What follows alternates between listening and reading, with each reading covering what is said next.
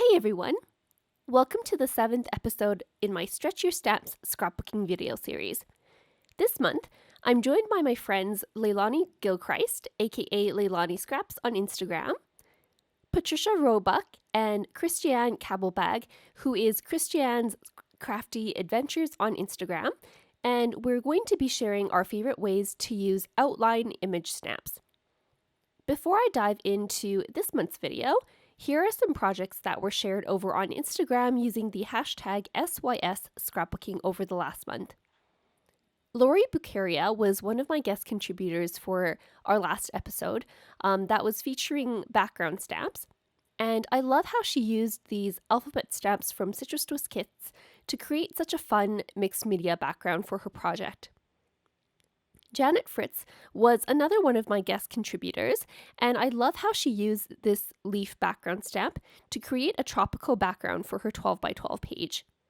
And Alice Bull, who is my last contributor, she went all out with the stamping on her layout and used different stamps to create the pattern papers and the border strips and the embellishments for her page.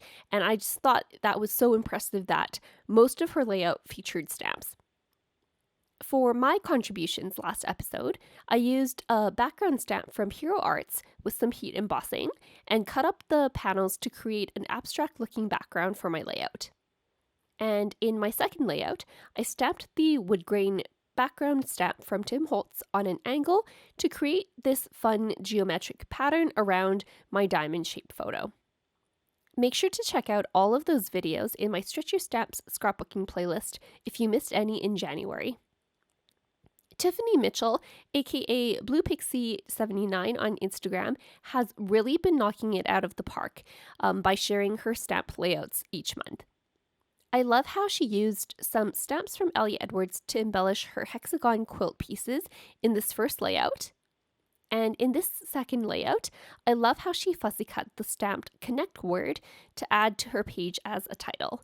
I think fussy cutting out titles is such a great way to make sure that they stand out a bit more on your layouts. And thank you so much, Tiffany, for sharing your layouts using that hashtag. Just a reminder that if you'd like to share some layouts on Instagram inspired by our Stretch Your Stamps videos, make sure to use the hashtag #SYSScrapbooking on Instagram, and I'll pick out a few to feature in my video next month. Moving on to today's video, I'm going to be sharing 2 different ways to color in your outline stamped images. The first is going to be using Copic markers, and the second is going to be using distress inks. And both of these layouts are going to be in my Life Crafted albums. For my first layout, I'm documenting our Chinese New Year celebrations, and it's the Year of the Tiger in the Chinese Zodiac this year, so I'm going to be using Mama Elephant's Zodiac Tiger stamp set to help me with my documenting. Because I'm going to be coloring these images in with Copic markers, which are alcohol-based, I want to make sure to use a black ink that's compatible with alcohol inks. Otherwise, the stamped outline will smear as I'm coloring it in. And my favorite ink to use with Copic markers is the Gina K Black Amalgam ink. I'm also making sure to stamp on some heavier weight smooth cardstock. I had a scrap piece of 130-pound smooth white cardstock from Creative Scrapbooker magazine. They call it Super Stock actually, and I'm just going to be using that scrap piece today. But my usual go-to for Copic coloring is the Neenah Solar White Classic Crest 110-pound cardstock. You just want to make sure that you have a smooth cardstock to give the best ink blending, and I also prefer a heavier cardstock because you do have to saturate the paper with a lot of ink. And you'll see here that I'm just stamping a whole bunch of these tiger images and other images onto my piece of white cardstock. I was going to make some Chinese New Year cards with these as well, so I figured I might as well stamp out a whole bunch of these images while I had my stamps out. Next, I'm going to be using my Brother Scan and Cut machine to cut these out. I love my Brother Scan and Cut machine for this function because it saves me from having to buy all of the individual die sets to cut out all of the images on all of my stamp sets. First, I'm placing my stamped cardstock on my sticky mat and hitting scan. then direct cut, then just selecting the image of my machine because I don't need to save this to my computer. And I'm going to press the start button, and the machine is going to scan my mat and pick up all of the individual images that I've stamped out. So here I'm just resizing down the area where I want the machine to pick up all of those images. This is just so that it's not picking up like stray bits of paper that I have left over on my sticky mat or other just the other noise that's on my sticky mat. And I just want it to focus on the area of the screen where I have my cardstock on the mat. After that, I'm going to press OK, and it does take a while, but the machine will recognize all of the individual images that I've stamped out and draw an outline around those images. Now, I like all of my images to have a bit of a white border around them when I have them cut out. So I'm going to click on this button here that shows 2 arrows pointing towards a border, and I'm going to set my outline at 0.04 inches. And this will create an even border all the way around my images. Now, the machine isn't perfect at recognizing all of the images, so going back to that main screen where I have all of my outlines, I can click on the edit button and go through all of these outlines and delete any of the stray outlines that I don't want the machine to cut out. And it was really hard for me to film this section because the screen on my machine is just really bright and my craft room isn't really brightly lit while I was doing this at least. But you'll see that I did delete the outline of that partially stamped tiger balloon that I had in the top row there. And once that's done, I'm going to click OK, then please select, then cut, and then just like magic, the scan and cut machine will cut out all of your individually stamped images. And I love doing this especially when I'm doing some bulk stamping where I'm going to be stamping lots of images, because it does take a bit of time to set up the scan and cut machine. But once you're done, it saves so much time because I don't have to fussy cut out all of these little images. And just a note as well that I do like to cut out my images before I color them because I have had times where the machine has messed up or my sticky mat didn't hold the paper down properly and my paper shifted while I was cutting it. So I think it's just a bit safer to have them all cut out before I start cutting them in. So here are all of my stamped images cut out, and you can see the machine even picked up the detail of the balloon string coming out of these tiger balloons, and it's not exactly perfect for all of the images, but it's a lot more consistent than it would be had I just fussy cut them out manually, and this saves so much time and money too. Next up, I'm moving on to my coloring, and I have this hex color chart from Sandy Alnuck. She has some great tutorials on Copic coloring as well, so if you're looking to get more into Copic coloring, I'd highly recommend checking her YouTube channel out and her website. But this color chart just helps with picking out colors that might blend nicely together. So usually when I'm coloring in my images, I kind of do a more basic blend where I pick up like a lighter color to be my base color, and then I pick out a darker color to go around the outline and in the shadows of the images. So the colors I've picked here are YR14 as my lighter orange and YR68 as my darker orange. And this is going to give me kind of a more cartoonish, like Garfield colored tiger, which is just fine with me. And I also have the color R20, which is a light pink that I'm going to be using to fill in all of the little details like the nose and the insides of the ears first. And after that, I'm going to lay down a layer of my lighter base color, which in this case is the YR14. And I'm just being careful to do one layer all over the entire image and not go over any one particular area too many times to avoid oversaturating my cardstock with color. Next, I'm taking the darker color, which in this case is the YR68, and I'm starting from the outline of my image and flicking the marker inwards wherever I want those darker areas, which is just around the outline of the image.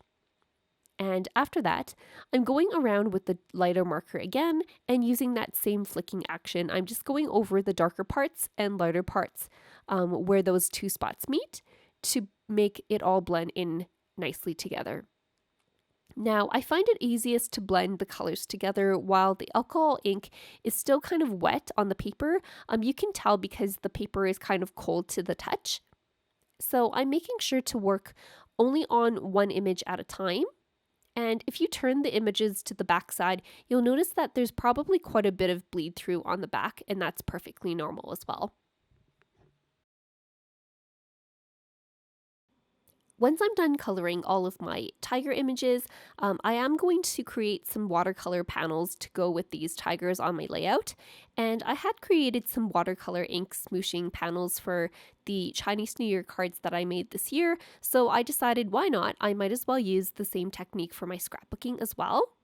So here I'm using the distress inks in Fossilized Amber, Wild Honey, and Fired Brick, and I'm smooshing the ink pads onto a slick surface, starting with the lightest one and working my way towards the darkest to avoid contaminating my ink pads.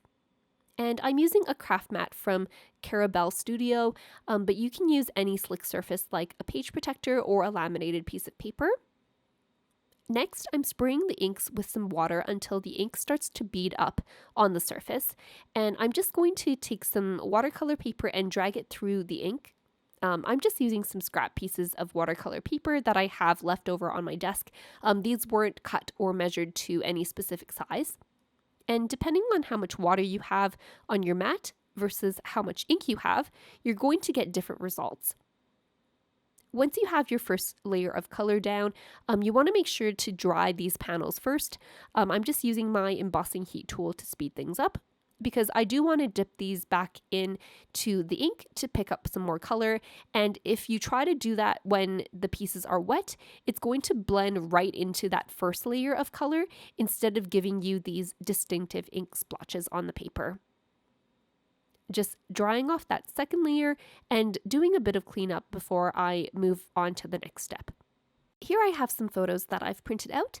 The ones on the right are 1 3/4 by 2.5 inches, and the ones on the left are 3 3/4 inches wide. The top one is 3 3/4 inches tall, and the bottom one is about 2 inches tall. I have some Kraft cardstock that I'm going to be using as my background. This is the Neenah Desert Storm cardstock. And I also have this red envelope that my parents gave me, and I really wanted to include this so that I could have a bit of my parents' writing in my album. And I've cut a panel out of my ink smooshing to fit into this envelope. And I'm going to be using one of the Citrus Twist adhesive peach strips so that this can go into my album without having to punch holes through it. And this top slit on the back where the flap tucks in kind of bothered me, so I just decided to trim that whole top section off. And that way you can see more of the watercolor panel in the envelope before you take it out. And I'm going to be adding some stamping and journaling with some clear sticker paper later on.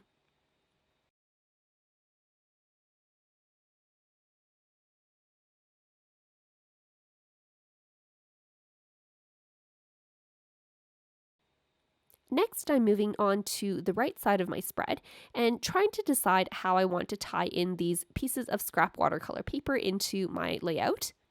So I ended up tearing off one of the ends of the smaller scraps that I had left over, and that's just going to go behind my photo. And this larger strip is going to go right between my photos on the left side of the spread so that I can put these 3 tigers on there. And now that I have most of my pieces in place, I'm going to go back to my journaling piece here, and I'm going to stamp these Chinese characters onto the top of this panel so that I can see that stamping when I have this panel tucked into the envelope. This stamp is from the Mama Elephant Lunar Sayings stamp set, and these characters translate to something like wishing you a year of abundance. And coincidentally, this is very, very relevant to the story in my journaling. So if you'd like to read that story, I will be posting some still close-ups on my Instagram, including one of the pictures of this journaling spot. Moving on to the left side of my spread, I'm just going to cut this inked panel down to 4 inches wide to match the width of my photos with that white border. And just adhering these down with my Tombow Mono permanent adhesive tape runner. The Zodiac Tiger stamp set does come with some cute little images like the bubble tea and a red envelope that these tigers can hold. But I thought it would be really cute for the tigers to be holding a banner that says Happy New Year. So I am going to use this stamp that says Happy New Year in Chinese. That's from the same Lunar Sayings stamp set from Mama Elephant. And I'm just going to gold emboss this on some red cardstock. And of course, I did prep the cardstock with my anti-static powder tool before I stamped on it with my Versamark ink, and that just reduces the amount of stray embossing powders that I have on my cardstock. Next, I'm going to cut this down into a fishtail banner shape after I've finished embossing this. And my favorite way of making sure that the fishtails are symmetrical is to cut a line down the middle to where I want the middle of the fishtail to end, then cut diagonally inwards from the top and bottom corners, and that forms a perfect fishtail banner. And now I'm just adhering everything down into place, again using my permanent adhesive tape runner.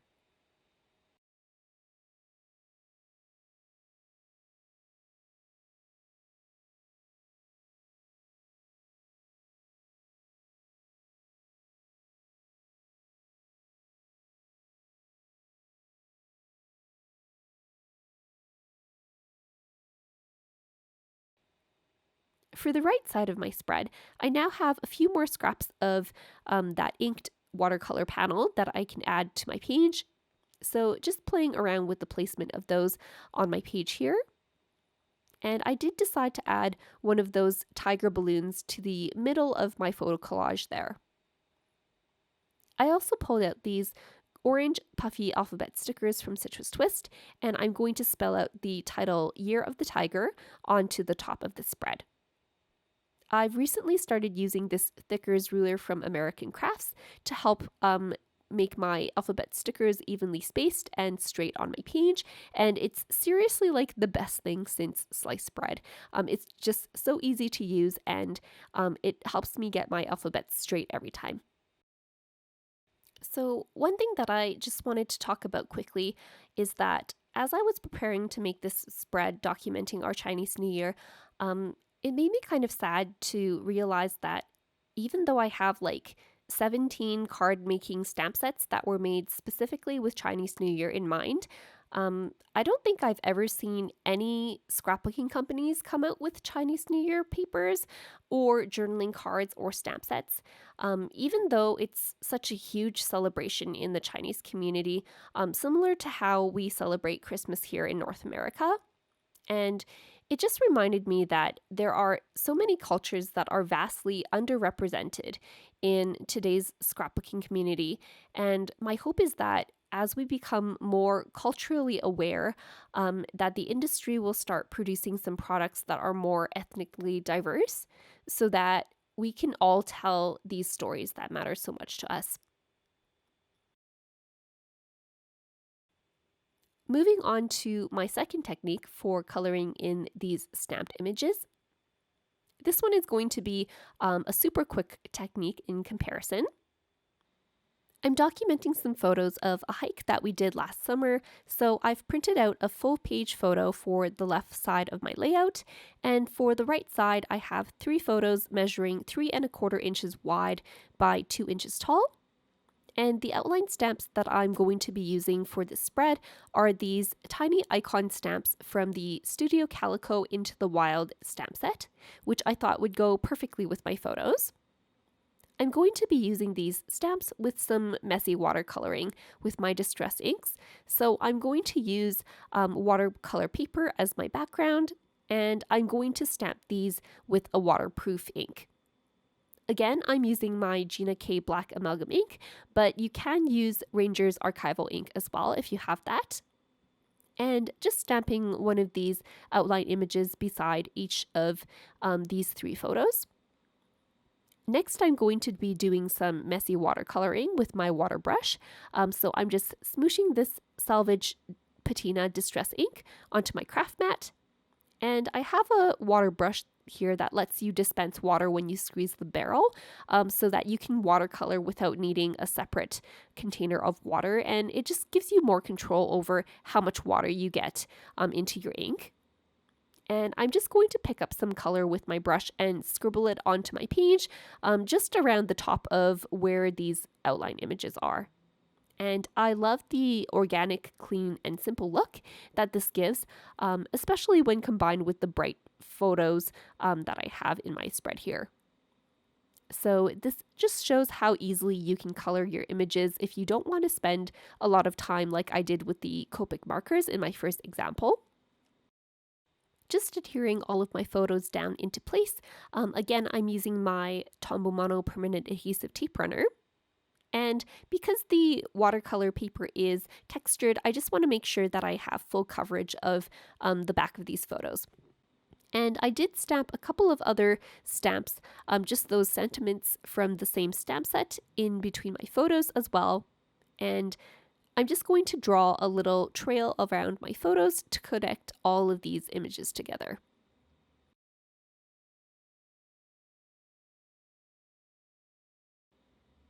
To finish this spread off, I'm just going to add some of these light blue puffy alphabet stickers from Citrus Twist Kits to spell out the title Grotto Canyon. That's the hike that we did. And I'm going to add the date stamp to the top of my photo as well. And there you have it, a quick and easy way to color in all of those outline images. I hope you enjoyed those tips and tricks for using outline image stamps in your scrapbooking projects. I would love to see what you create with outline image stamps as well. So don't forget to use the hashtag SYS Scrapbooking on Instagram if you decide to try out any of the techniques shown in this video or any of the techniques in Leilani, Patricia, or Kristianne's videos. I'll be sharing new episodes for my Stretch Your Stamps scrapbooking video series on the second Saturday of each month, so make sure you subscribe to my YouTube channel for more stamping inspiration.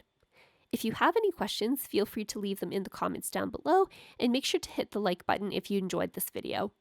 Thanks so much for watching!